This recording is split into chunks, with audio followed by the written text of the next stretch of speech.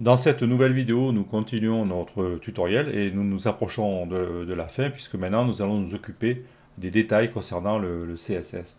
Donc je reviens dans ma liste ici et je vous rappelle que lorsque je clique sur un bouton ici pour supprimer un élément, les autres boutons sont invalides, mais l'aspect du CSS ne me plaît pas puisqu'on voit ici le doigt et le survol qui indiquent que le bouton est actif alors que ce n'est pas le cas. Donc on va corriger ceci. Je reviens dans le code.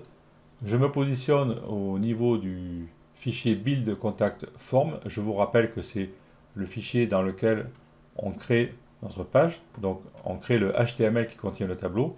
Et je vais travailler sur le style temporairement, je dis bien temporairement, dans ce fichier. Car c'est plus pratique, ça évite de naviguer de fichier en fichier. Et une fois que mon code CSS sera au point, je le copierai, collerai dans le fichier style.css et il sera à sa place définitive. Et je l'effacerai dans mon fichier de travail. Alors je vais me mettre ici à l'endroit où j'ai terminé ma balise PHP et où je suis dans le code HTML. Et je vais coller ici ce code CSS comme ceci. Donc je crée une balise style que je vais enlever après bien sûr. Et pour l'instant je vais créer une classe tempo que j'associerai à mes liens. Et pour cette classe, le curseur, au lieu d'avoir le doigt, il aura la flèche par défaut. Et nous allons mettre cette classe en place avec le JavaScript. Pour faire ceci, je vais me repositionner dans le fichier JavaScript. Tout à fait au début du traitement, lorsque je clique sur le bouton qui est la classe Deletable, je vous rappelle que ce bouton c'est celui-ci ici. Donc à ce moment-là, lorsque j'arrive ici par exemple au début du traitement, je vais rajouter cette commande jQuery. Je vais donc ajouter la classe tempo à tous les éléments qui ont la classe Deletable. En l'occurrence, ce sont tous les autres boutons, sauf celui qui a été cliqué, puisque celui qui a été cliqué, il n'existe plus, puisque je l'ai enlevé.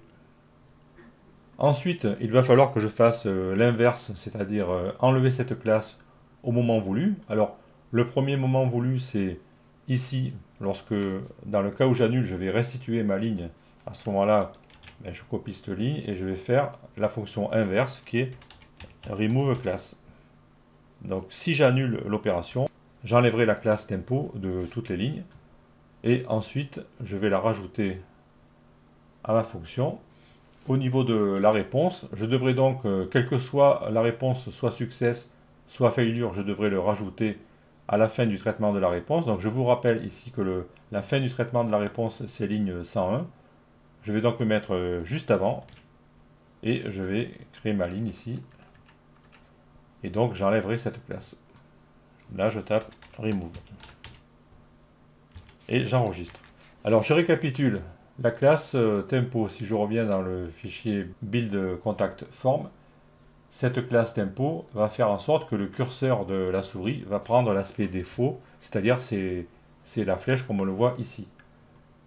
Au niveau de mon fichier JavaScript, dès que je vais avoir cliqué sur un lien qui a la classe deletable, c'est-à-dire un des liens qui figure à droite dans ma liste, je vais ajouter cette classe à tous ces liens. Ensuite, lorsque l'opération sera terminée, soit l'annulation ici, soit la suppression ici, à ce moment-là, je vais enlever cette classe. Donc on va tester de suite, j'enregistre encore pour être sûr, je repasse sur le site, je rafraîchis. Maintenant, je vais cliquer sur un bouton, et là, je vois que le curseur ici, on n'a plus le doigt, on a bien le curseur normal. Bon, il y a encore le survol qui est trompeur, on va le régler après, mais le curseur de la souris ne change pas. Et si j'annule, à ce moment-là, je vois que le doigt revient. Et si je supprime ici un enregistrement, donc je fais confirmer, la suppression a été réalisée. Si je reviens, j'ai bien le doigt qui est revenu. Donc le curseur fonctionne bien. Maintenant, on va s'occuper du survol. Alors je pense que le moyen le plus simple, là je le fais en même temps que vous, parce que je ne l'ai pas préparé, ça, puisque la classe BTN default, je l'avais rajoutée en cours de route. Donc on va voir, c'est du live. Je reviens dans le fichier JavaScript, et je pense qu'il suffit que là, en même temps, quand j'ajoute la classe tempo, que j'enlève la classe BTN. On va voir si ça marche. Donc je tape remove class. Je vous rappelle que en jQuery, on peut chaîner les fonctions, c'est-à-dire que pour un même objet, à savoir la classe deletable ici au début, je peux y appliquer une première fonction, add class, et ensuite une deuxième fonction, remove class. Donc ça s'appelle le chaînage. Et là, je vais passer comme paramètre btn et btn default. Je vais voir si ça fonctionne comme ça, et après on les enlèvera. Donc je reviens, je rafraîchis, je clique sur un bouton, et voilà. Donc mon bouton a disparu, et là je peux survoler, il ne se passe rien, donc c'est bien. Maintenant, il faut que je fasse la contrepartie. Donc je vais copier ceci, comme cela, CTRL-C, et là où j'enlève la classe tempo, je vais coller, et au lieu d'enlever, je vais remettre. Donc je fais add class. Donc ça marche dans les deux sens. Je reviens ici, et je fais add class. J'enregistre. Je vais vite fait recréer un élément bidon ici. Voilà, j'ai un élément bidon dans ma table, je reviens sur le site, je rafraîchis. Donc je clique sur un élément, c'est bon, j'ai pas le doigt, j'ai plus les boutons. Je fais annuler, je récupère le doigt et les boutons, tout va bien. Maintenant je vais cliquer sur celui-là, je le supprime, donc je fais confirmer. Et je reviens, j'ai le doigt et j'ai les boutons, donc ça fonctionne. Donc on a réussi maintenant à renforcer l'ergonomie, c'est-à-dire que lorsque l'utilisateur clique sur un bouton et qu'il apparaît une phrase avec deux boutons, les autres boutons sont devenus invalides. Donc ça fonctionne parfaitement. Ici je fais annuler et on va terminer en améliorant ici l'aspect de nos liens. Donc on continue. Je reviens ici dans notre page Build Contact Form. Alors en réalité, j'aurais été plus malin de l'appeler Build Contact Page, mais bon, c'est pas grave. L'important, c'est qu'elle soit bien liée comme il faut, qu'elle soit chargée correctement. Alors ici, nous avons notre zone de bac à sable et nous allons travailler sur les liens qui sont créés par les boutons. Donc je reviens ici au niveau du fichier JavaScript et lorsque je crée ici ma chaîne string confirm, je vais supprimer ici les styles en ligne parce que normalement ça ne se fait pas. Vous voyez que là je déclare deux fois style display égale bloc alors qu'avec une règle CSS il suffit de déclarer une seule fois. C'est ce que je vais faire. Donc je les efface ici, j'enregistre, je reviens au niveau de mon fichier build contact form et ici je vais rajouter une nouvelle règle. Je vais cibler les paragraphes comme ça, confirme qui contiennent un lien et je vais rétablir le display égale bloc. J'enregistre, je reviens sur le site comme ceci, je rafraîchis et si je clique, j'ai toujours le display égale bloc sur les boutons. Maintenant, je vais cibler individuellement les deux boutons ici confirmer et annuler. Je vais me servir de leur identifiant. Donc je retourne ici dans le fichier et je vais coller une règle, en fait deux règles que j'ai préparées. Donc je vais cibler le premier bouton, enfin le premier lien qui s'appelle myConfirm. Je vais lui donner un fond rouge et l'autre, le lien d'annulation, je vais lui donner un fond vert. J'enregistre, je reviens sur le site, je rafraîchis, j'ouvre, voilà, je vois un fond vert et un fond rouge. Ensuite, je vais revenir au niveau de mon style, au niveau du lien. Alors ici, je vais ouvrir pour avoir un peu plus de place. Et là, je vais rajouter des règles. Alors, je vais lui donner par exemple une couleur blanche, une police grasse, font weight bold. Je vais lui mettre une petite marge en bas pour décoller les boutons. Donc margin bottom, je peux mettre 10 pixels par exemple. Et je vais aligner le texte contenu dans le lien au centre. Donc je lui mets texte align center. Et là c'est 2 points que je dois mettre.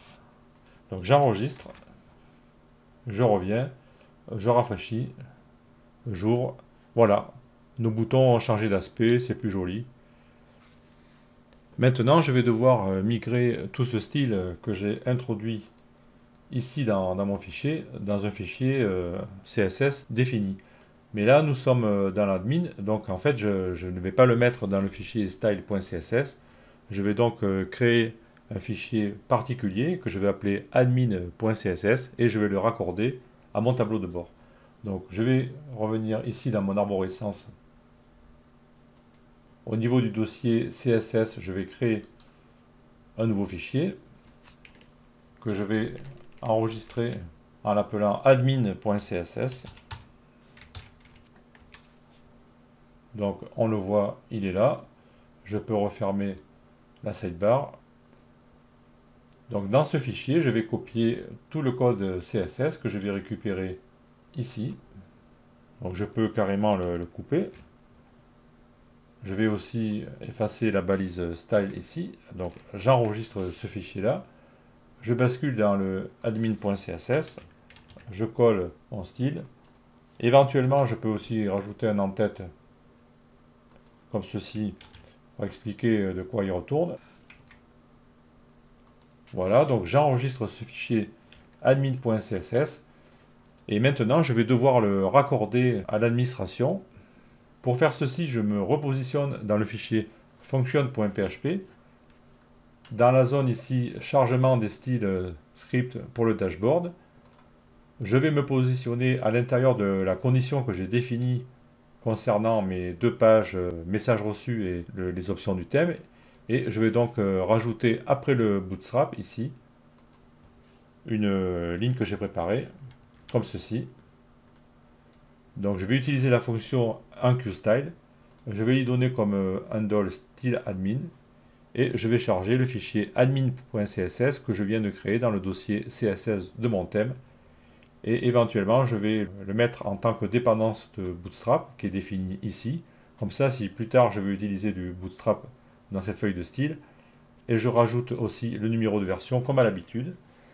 Donc je vous rappelle que cette ligne ne sera exécutée que si on est dans le cas de l'une des deux pages, c'est-à-dire l'affichage de mes messages ou bien l'affichage des options du thème.